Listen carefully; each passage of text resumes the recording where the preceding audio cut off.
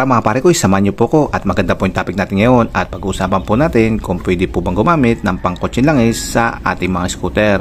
At nakagawa na po ako ng isang version nito na kung saan naman po itanalaki natin kung pwede po bang gumamit ng pangkotse langis sa ating mga wet clutch na motor, na kung saan yung ating clutch ay nababasa din po ng langis. At sinabi po natin doon na hindi po pwede na gumamit ng mga pangkotse langis sa mga wet clutch na motor, dahil itong ating pangkotse langis ay madami po itong friction modifier na kung saan ay masyado niya pong pinapadulas yung langis. Kaya nagkataon po pag ito pong ginamit natin sa mga wet clutch na motor ay dudulas po yung ating clutch at magkakaroon po tayo ng clutch slippage na kung saan ay masisira po yung ating clutch. At the same time po, itong ating pangkotseng langis, ito po ay nakadesign po talaga sa mga engine lamang at hindi po ito nakadesign sa mga gear.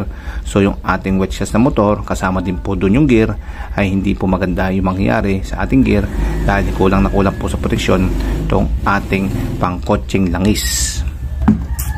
Inuulit ko po na samahan nyo ako at sabay po natin alamin kung pwede pa natin magamit itong Motol Hi-Tech 100 Plus sa ating scooter. Dahil kung tutusin po itong ating scooter at yung kotse ay halos parehas po na nakahiwalay po yung kanyang clutch. At the same time, itong ating scooter ay wala din po itong gear at wala po tayong aalalahanin na magdudulas o masisirang gear pag gumamit po tayo ng pangkotseng langis. So puro lang dito po yan sa ating engine. Ang tanong, pwede kaya nalaga natin magamit to sa ating scooter? Para malaman po natin, SOP po tayo at tignan po natin kung pasok po yung mga specification nitong Motol sa nire-required ng ating owner's manual. At dito po natin yan makikita. Pero bago po yan, ay alamin muna po natin yung specification ni Motol. At ang una po dyan ay yung kanyang viscosity na 5W30. At yung kanyang API ay API Service SP. And then yung kanyang grade is 100% synthetic. So pang motor oil siya, itong ating Motol. And then tingnan naman natin yung specification na nire-required ng ating owner's manual kung sakaling papasok po itong ating Motol. Number 1 po sa nire-required niya is yung kanyang viscosity ay 10W30. So itong si Motol ay medyo mababa lang na 5W, pero pwede na rin po to. Then yung kanyang API ay API SG or higher. Itong si Motol SP po to, so pinakamataas po to, kaya pasok na pasok po itong ating API. And then ito na mga pare ko, nakalagay dito na MB po ang nire-required ng ating motor na Honda Click. Kaso nga lang po, ito po ay hindi MB kasi pangkotse nga po siya at hindi po siya classified as MB. At ito pa yung pinakamalupit.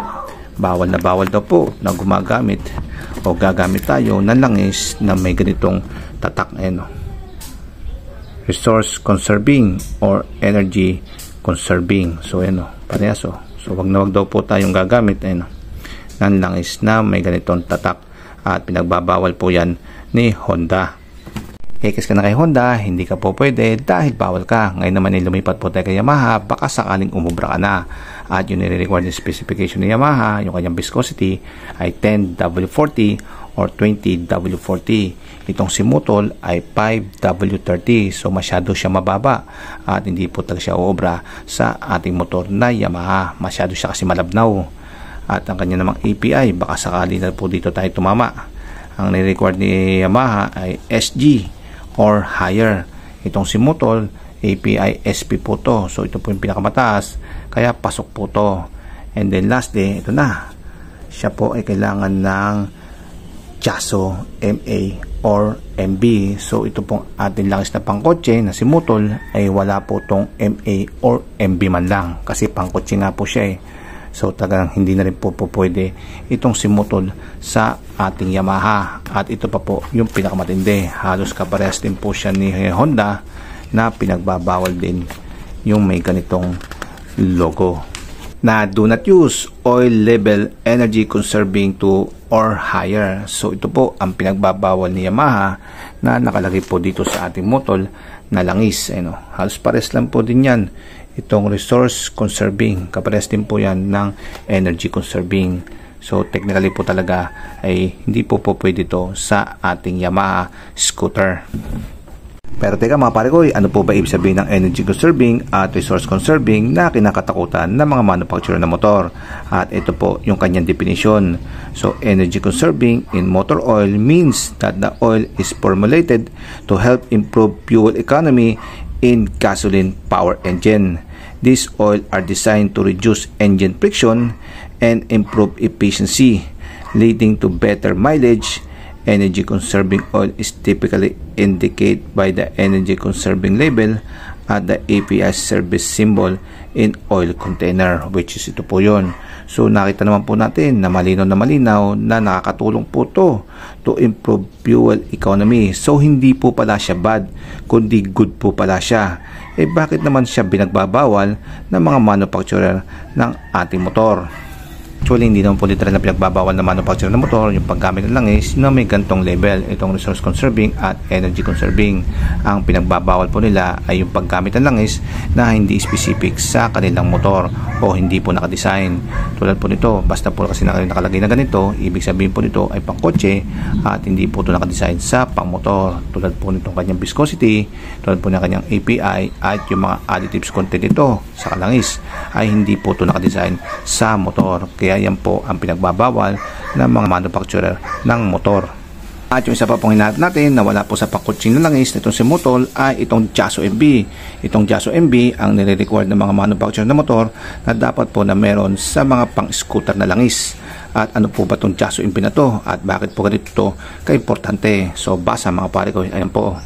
Jiaso MB, specified by the Japanese Automotive Standard Organization, refers to the oil designed for motorcycle with automatic transmission, tulad po nito sa ating scooter. These oil are formulated with low friction and contain friction modifier to promote fuel economy, a characteristic that makes them suitable for scooter. Especially Jiaso MB oil are designed for application where the engine, gearbox, and clutch use separate oil.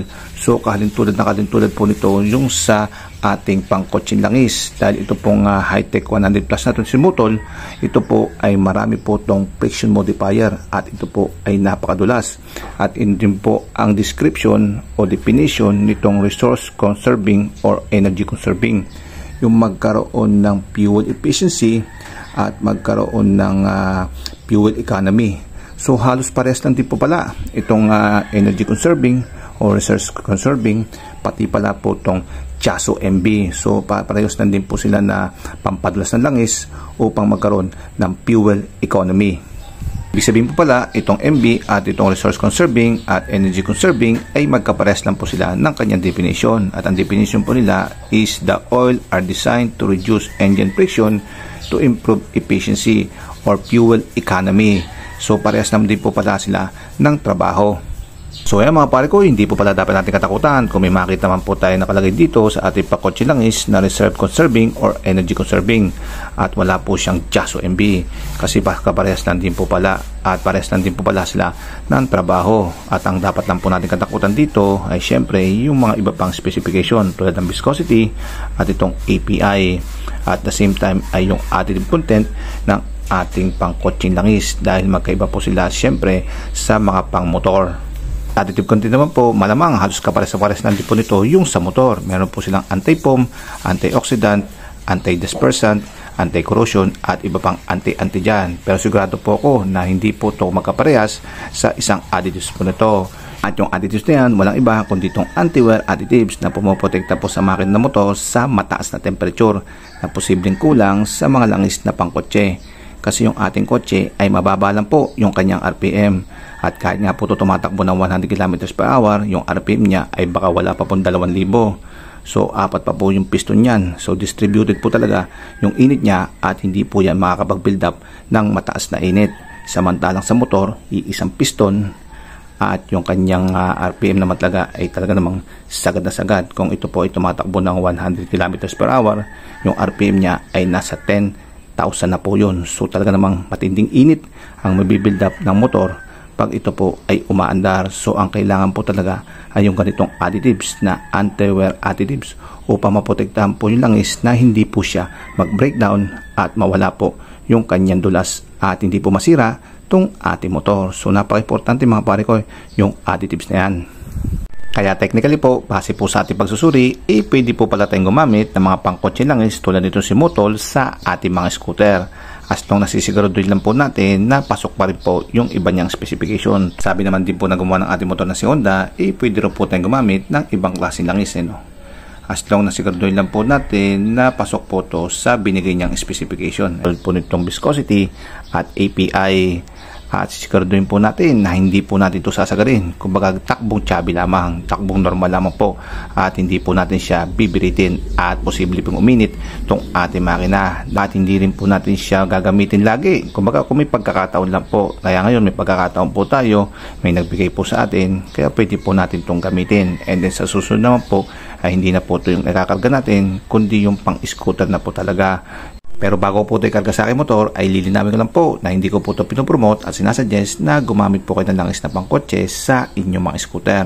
Ang sinasuggest ko po ay gumamit po kayo ng langis na ini-specified at nire-recommenda po talaga ng inyong manufacturer. At ito lang po ay para sa mga open-minded, sa mga alam nila kung ano po yung kahihinatnan ng kanilang motor kung sila po ay gagamit ng mga ganitong klaseng langis.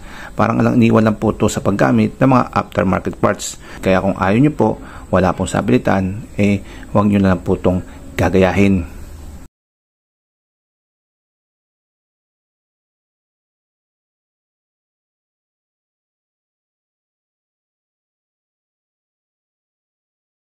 After po natin masalinan, pandarin po natin itong ating motor ng 3 to 5 minutes para makaikot po yung langis at makuha na po natin ng final level.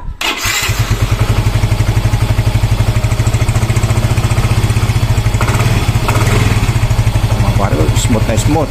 Ikaw ba naman na hindi kayo smooth? 100% na synthetic po itong ating langis. So ayan mga pare ko, hanggang dito lang po yung ating video at inuulit ko po na hindi po natin sinasuggest na gumamit po kayo ng langis na pangkotse. Yung ganito pong diskarte ay para lang po to sa mga open-minded na alam po nila yung kanilang ginagawa. At para lang din po itong paggamit ng Delo Gold. So sa tagal po natin gumagamit ng Delo Gold ay wala naman po naging problema sa ating motor at sa kanyang makina. Yung Delo Gold nga po matagal natin ginamit, samantalang itong pong pangkotse na langis ay saglit lang po natin gagamitin to. At yung requirements nga po dito ay saglit nyo lang gagamitin at hindi po kayo bibirit or masyado pong papainitin itong inyong makina para safe na safe. So paano sa inyo mga pare ko? Paalam!